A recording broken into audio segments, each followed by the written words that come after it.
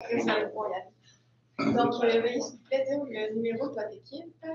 On est entrepreneuriat 1, l'équipe numéro 8. Parfait. Donc, au niveau des consignes, vous avez 15 minutes pour la présentation. Je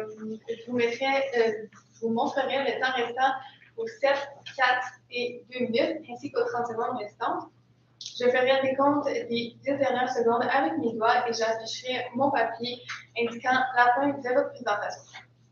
Une période de questions d'une durée de 5 minutes chronométrée suivra. Après les 5 minutes, j'annoncerai la fin de celle-ci. Si vous êtes en train de répondre à une question, veuillez brièvement conclure. Vous ne devez en aucun temps dévoiler la provenance de votre cégep sous peine de disqualification immédiate. Veuillez s'il vous plaît rester dans la zone de captation vidéo, donc au milieu. À tous les observateurs, le silence vous sera demandé tout au long de la présentation et la période de questions. Si vous désirez applaudir, vous devez attendre la fin de la période de questions. Vous ne devez en aucun temps dévoiler la provenance de l'équipe qui présente. Aucune entrée ni sortie de la salle n'est permise durant la présentation ou la période de questions. Veuillez éteindre la sonnerie de vos téléphones. J'inviterai maintenant les juges à se présenter et vous pourrez par la suite commencer la présentation. Merci. Oui, bonjour. Je suis ceinture de l'ordre, c'est bien Marie, Catherine, Chloé. Non, Chloé, Catherine. Oui.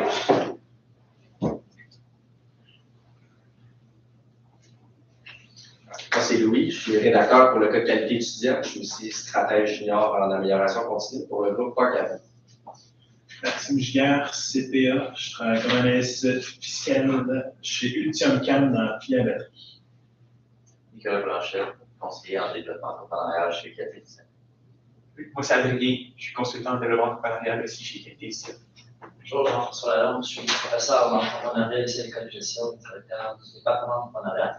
Et peut-être me laisser voir. Vous savez pas jusqu'à quel point on peut se décaler, là? Oui, mais je pense que la caméra sera correcte. Parfait. C'est pas qu'on peut se voir super. Merci beaucoup. Donc, bonjour à tous. On est ici pour vous parler du cas qualité étudiant. On est CCM Groupe Conseil, on est une firme de marketing.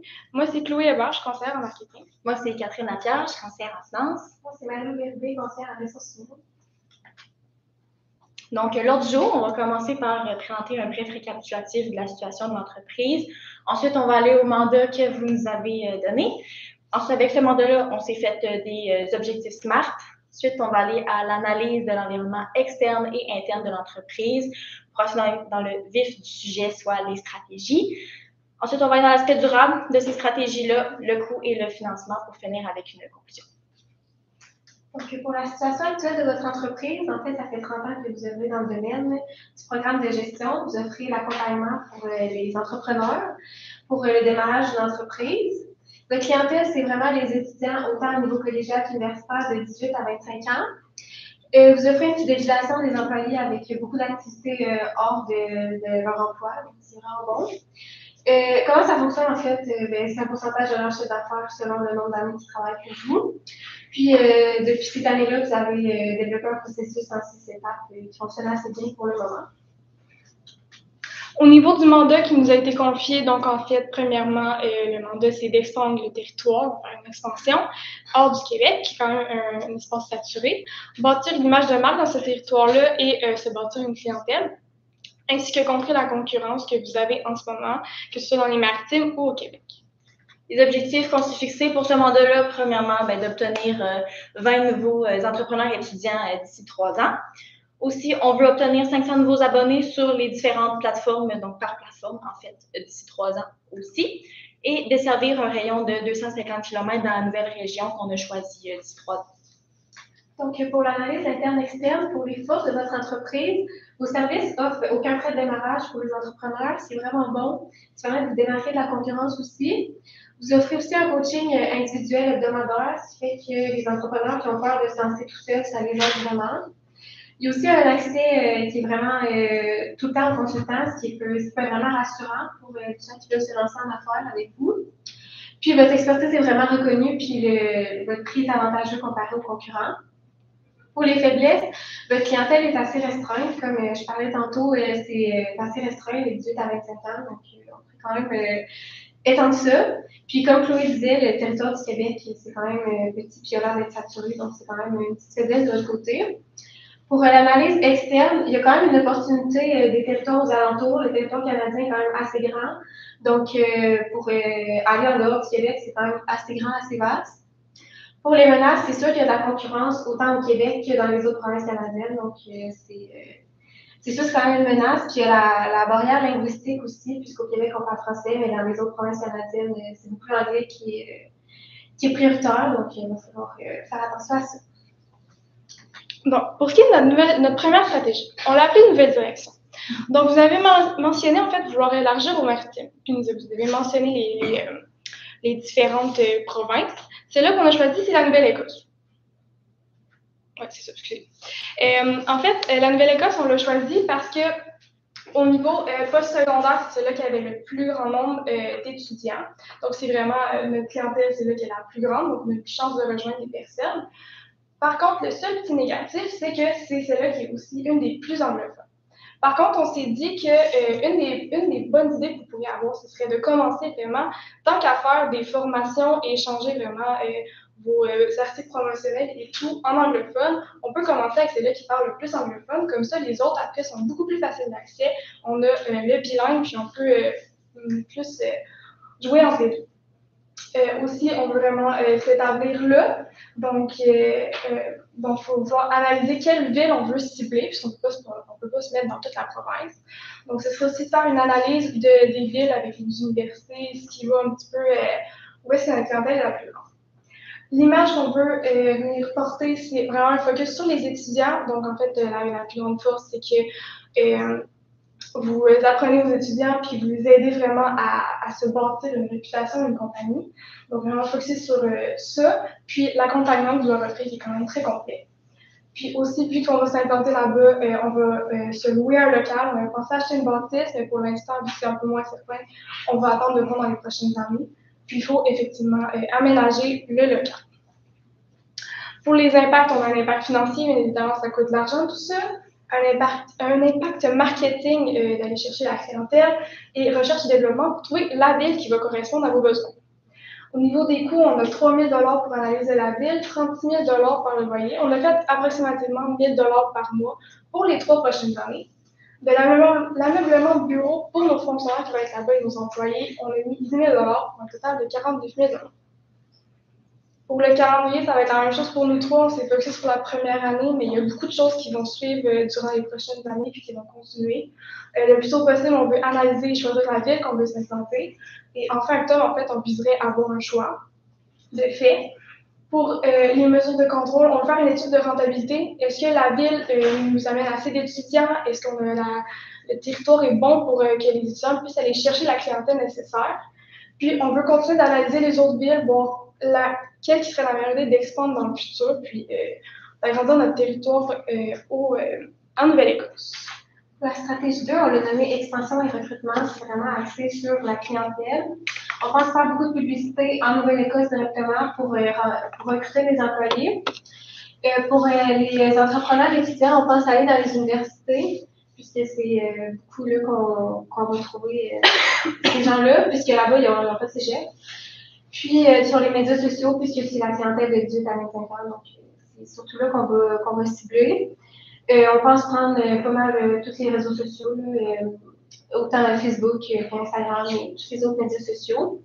Pour les consultants, c'est sûr, on va en avoir besoin de plus pour chapeauter tous les nouveaux entrepreneurs étudiants. Donc, pour eux, on va surtout aller dans les salons d'emploi, encore là en Nouvelle-Écosse, pour pas les délocaliser des gens du Québec qui vont là-bas. Pour les formations, on va les rendre en anglais. Puis ça, on va faire ça à l'interne. On va prendre des gens qu'on a en ce moment, puis on va les mettre sur le mandat, dans le fond, de mettre en anglais nos formations qu'on a en ce moment. On va les accompagner là-dedans, c'est sûr, parce qu'on sait que tout le monde n'est pas bilingue au Québec, tout le monde n'est pas à l'aise avec l'anglais, donc on va miser sur les forces de chacun. Pour les impacts, c'est sûr qu'il va y avoir un impact des ressources humaines, puisqu'on va faire du recrutement puis beaucoup de formation. Puis il va y avoir un impact financier, puisque ça va coûter quand même cher aller là-bas, recruter et tout. Pour les coûts, c'est sûr, on va faire du matériel promotionnel comme vous faites déjà, donc les gilets, les casquettes, des choses comme ça. On a prévu un 7 000 $ pour ça, pour aller dans les universités, les salons d'emploi, des choses comme ça. Pour la main-d'œuvre qu'on envoie là-bas, on a prévu envoyer 2 personnes pour faire la promotion, donc environ 4 000 $. Pour les frais de déplacement, on a mis 15 000 parce qu'on pense quand même apporter du matériel qu'on a ici pour les bureaux de là-bas aussi. Donc, on a mis 15 000 Puis pour la formation, autant changer mettre les formations qu'on a en ce moment en anglais que former nos employés quand on va les avoir recrutés. On a mis 40 000 pour un total de 66 000 Pour le calendrier, comme Chloé a dit, c'est pour un an. Donc, à partir de novembre 2025, on va aller dans les salons étudiants puis dans les forts de l'emploi en Nouvelle-Écosse. Puis, en janvier, on va commencer à changer nos procédures. On va les mettre en anglais. En février, on va faire la sélection des candidats on va sélectionner les candidats qu'on veut, puis on va faire les contrats d'embauche. Puis en avril, on va commencer les formations intensives. Pour les mesures de contrôle, on va faire des sondages de satisfaction d'employés, puis les gestionnaires vont évaluer leurs employés, savoir s'ils sont satisfaits de leur rendement, puis savoir aussi si les employés sont satisfaits de leur emploi, s'ils sont bien dans leur emploi. Puis on va faire un suivi serré des formations. On sait qu'il va y avoir des formations autant en présentiel qu'en ligne, donc qu'ils soient bien faites des deux, peu importe la façon de faire. Donc, la stratégie numéro 3 qu'on a nommée Vision étudiante, c'est vraiment pour faire face à la concurrence, le concurrent qui est vraiment dans le marché. Dans le fond, on veut vraiment miser sur les médias sociaux, sur la publicité, parce que c'est déjà quelque chose où est-ce que vous étiez bien présent, puis c'est là où est-ce que les jeunes et les étudiants y sont. Donc, comment on va se démarquer? En fait, on veut faire une page supplémentaire par différents médias sociaux où est-ce que vous êtes, mais en anglais, dans le fond, pour aller plus rejoindre les marchés anglophones. Donc, ça va vraiment être de faire des vidéos, des capsules vidéo pour miser sur les processus que les étudiants suivent, les avantages que ça leur apporte, pour vraiment montrer que c'est bénéfique pour eux, pour le plan personnel et professionnel, le programme que vous offrez. Donc, c'est vraiment ça qu'on veut montrer. On veut montrer aussi les avantages que vous avez pour les gens qui performent bien, donc vraiment pour miser là-dessus. Faire aussi les capsules hebdomadaires qu'on veut faire, on veut vraiment mettre un ordre précis, donc des journées précises. Donc, par exemple, le lundi, mercredi, vendredi, à telle heure, on met une capsule pour que les gens sachent quand est-ce que les vidéos vont arriver, puis qu'ils soient au rendez-vous et qu'ils gardent toujours dans leur tête que demain, il va y avoir une vidéo. Puis des petites choses comme ça. Au niveau des impacts, bien, c'est sûr que les impacts marketing, c'est vraiment important, c'est le gros de la stratégie. Puis les impacts financiers, parce qu'on veut vraiment mettre beaucoup de budget là-dessus pour vraiment bien se positionner dans le marché, bien l'intégrer pour vraiment montrer qu'on est vraiment qu'on est là, en fait. Bon, c'est ça. Donc, au niveau des coûts, comme j'ai dit, publicité, on veut vraiment pas gratter les scènes là-dessus. On veut mettre un 50 000 environ pour les 3 ans. Ça peut être plus, dépendamment de vos besoins. Et on prévoit aussi un 5 000 de planification. Donc, ce qu'on veut dire par là, c'est vraiment de planifier les vidéos qu'on va publier dans l'horaire à l'avance pour pas être dernière minute. Et c'est ça, pour pas être dernière minute. Au niveau du calendrier, donc octobre 2025, ça va être tout de suite, dès qu'on peut, de faire la création de la page anglophone. Donc, pour tout de suite mettre des vidéos dès que possible. Donc, novembre 2025, on prévoit que des vidéos pourraient commencer à être prêtes. Donc, pour justement, quand on va aller dans les salons étudiants, dans les salons d'emploi, pour montrer les vidéos qu'on a préparées pour que les gens ils aillent suivre notre page ou qu'ils voient un peu de quoi ça a l'air, c'est quoi le coût des étudiants qui ont participé à votre programme. Et janvier 2026, ben, on va faire plus l'horaire régulier que j'avais parlé précédemment. Donc, novembre, c'est plus, on met des capsules plus intensives pour remplir la page un peu. Et en janvier, ça va être de plus commencer à avoir notre horaire régulier. Et ben, les mesures de contrôle, c'est bien vraiment, évidemment, on va faire l'analyse des réactions par rapport aux publications. Donc, les vues, les j'aime, les partages, voir qu'est-ce qui fonctionne, qu'est-ce que les gens aiment voir, qu'est-ce qu'ils aiment moins voir. Et les commentaires aussi, vraiment suivre qu'est-ce que les gens veulent. Et on ferait aussi des publications éphémères, aussi appelées des stories, avec des sondages pour voir justement vraiment précisément si les gens ont des commentaires spécifiques qu'on devrait suivre. Au niveau aspect durable, on sait que c'est très important. On a juste une planète. Donc, on veut vraiment venir minimiser les papiers, tout ce qui est vraiment plus nocif, ce qui n'est pas recyclable. Puis, on va aussi faire des formations qui sont pro-environnement pour nos employés, pas nos employés, mais les entrepreneurs étudiants. Puisque, en fait, dans les matériaux, quand ils vont peinturer, quand ils vont faire des projets, on va essayer vraiment de les sensibiliser à vraiment bien utiliser leurs matériaux, en jeter le moins possible et vraiment maximiser ça pour d'un côté financier, mais aussi un côté environnemental. Puis aussi, vous mettez des pancartes avant, mais on pense qu'on pourrait compenser les pancartes avec des publications sur les réseaux sociaux. Ce serait un aspect positif pour l'environnement. Au niveau du coût total, en fait, on a une nouvelle direction de 49 000 $, expansion et recrutement pour 66 000 $ et vision étudiante pour 55 000 $, ce qui nous amène à un total de 170 000 $. Puis, l'excès, on peut évidemment le mettre dans le développement durable. C'est ça. Donc, l'excédent budgétaire peut être dans le développement durable, comme Chloé a dit, mais tu sais, ça peut être aussi réinvesti au niveau des étudiants pour des voyages ou toutes sortes d'avantages que vous avez ou d'autres financements. Donc, en résumé, le mandat que vous nous aviez donné, c'était de trouver une nouvelle place pour expandre le marché, aussi de trouver une nouvelle clientèle, d'être sûr d'avoir une clientèle dans le marché ciblé, puis de faire de la promotion dans ces marchés-là. Donc, on pense qu'avec nos 3 stratégies, on a bien répondu au mandat. Donc, on va passer à la période de questions. Merci de nous avoir écoutés.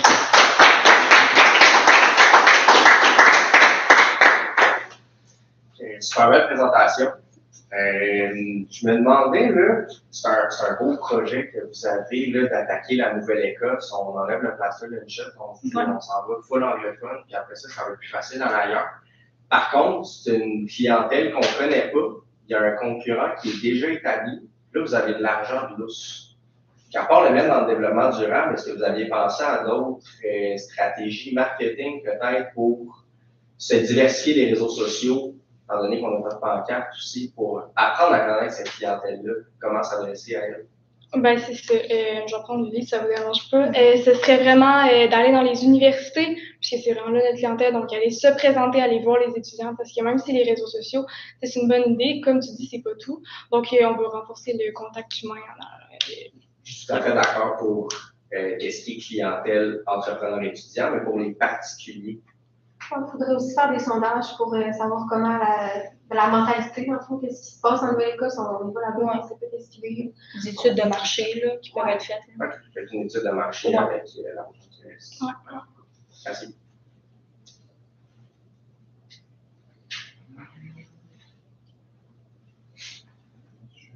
Je vais continuer un peu sur cette lancée. Je pense qu'il y a des questions à chercher. La stratégie, surtout numérique que vous avez, s'adresse, de ce que j'en comprends, principalement aux entrepreneurs étudiants. Mm-hmm. Est-ce que c'est parce que vous sous-entendez que c'est eux qui vont faire le marketing au point de vue local? Ben, c'est ça qui était écrit dans notre cas, c'est que les entrepreneurs étudiants, c'est le marketing local. Comme maison mère, alors, ce serait quoi l'accompagnement qui serait à faire pour justement développer le marché? Je comprends qu'il y a une étude de marché à faire avant, mais c'est quoi le rôle de la maison mère? Des locaux qu'on louerait en Nouvelle-Écosse? Ben, au niveau du marketing avec la clientèle des particuliers, principalement.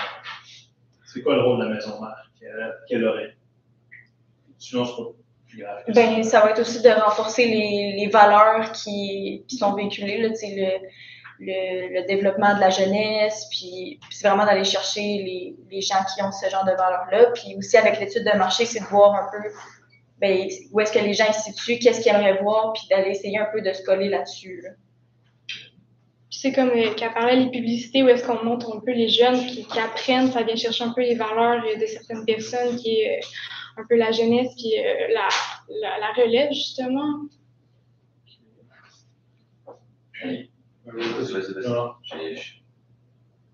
Est-ce qu'en bout de ligne, votre stratégie, parce que vous avez parlé d'objectifs SMART, est-ce qu'avec ces 3 stratégies-là, vous arrivez à compléter les 3 objectifs que vous aviez ciblés? Au niveau du développement géographique. Mais en fait, avec la stratégie à Catherine qui est de faire de la publicité, en fait, on avait mis d'obtenir en fait des nouveaux entrepreneurs étudiants Donc, oui, dire, montrer la belle expérience que les entrepreneurs viennent, mais par la bande aussi, venir chercher ceux-là qui veulent recevoir les services de la compagnie. Puis aussi, ma stratégie a donné un petit peu de l'aide pour s'établir là-bas. Les 500 nouveaux abonnés, ça aussi, c'était Catherine, donc vraiment, c'était concentré sur elle. Puis, de desservir les 250 km, c'est sûr qu'avec les accompagnateurs qu'on va avoir, ça va permettre de mettre les entrepreneurs étudiants en confiance pour pouvoir avoir de l'accompagnement puis pouvoir desservir un plus grand rayon en Nouvelle-Écosse. On a tout à bonne Pardon, il resterait une minute. Ok, je fais ça vite. Marco, plan sur 3 ans, mais dans vos temps, vous avez 2025-2026. Ouais, en fait, le calendrier, on l'a mis sur 1 an, mais bien évidemment, tout ce qui est salon d'emploi, c'est sûr qu'on va en faire à chaque année pour, selon les besoins, selon ce qu'on peut prendre comme croissance. Puis, au niveau des publicités, bien sûr que c'est comme Catherine a dit, ça va être des publicités comme l'horaire régulier qu'elle a dit, donc ça va être à continuer sur plusieurs années. Si je comprends bien, ça serait de prendre la même chose 3 ans d'affilée. Ouais, en gros. On pense faire, mettons, un recrutement massif au début. Mettons, quand on commence le nouveau réseau social, bien, on commence avec beaucoup de publications pour vraiment s'inventer sa plateforme, avoir une bonne code d'écoute et tout, puis de continuer après. Vraiment, au début, c'est vraiment massif. La période de glissement serait finie. Merci beaucoup. Oui, félicitations.